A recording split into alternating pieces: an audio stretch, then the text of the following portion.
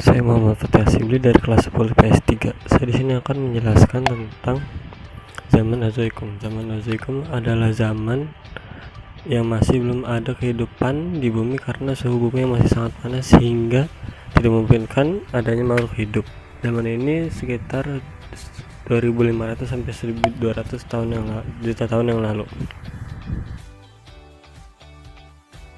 Zaman Paleozoikum adalah masa di mana terjadi perubahan antara geologi, iklim, serta juga evolusi yang sangat dramatis pada saat itu, di mana terjadi ledakan Kambrium yang akhirnya memunculkan berbagai jenis ikan, reptil, amfibi, dan lain-lain. Di zaman Paleozoikum ini lebih didominasi oleh lautan dibandingkan daratan, akan tetapi di akhir zaman Paleozoikum sudah terbagi menjadi dua, khususnya untuk daratan dan juga khususnya untuk lautan, sehingga banyak organisme-organisme yang baru muncul. Zaman Mesozoikum merupakan zaman di mana makhluk hidup atau binatang yang hidup di pertengahan zaman.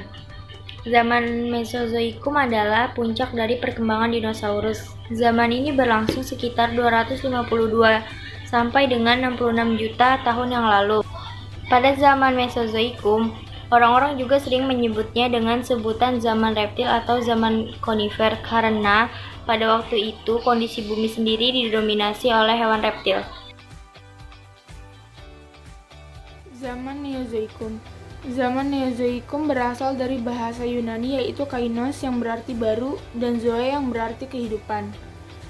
Bisa dibilang zaman Neozoikum merupakan salah satu periode zaman prasejarah yang baru setelah periode sebelumnya terjadi, di mana kondisi bumi sudah lebih baik dan stabil dari periode sebelumnya. Pada zaman inilah kehidupan manusia sudah bisa dibilang muncul, di mana pada beberapa periode zaman ini perkembangan manusia sudah cukup pesat dibarengi dengan hilangnya reptil atau dinosaurus berukuran besar yang menghuni bumi jutaan tahun yang lalu.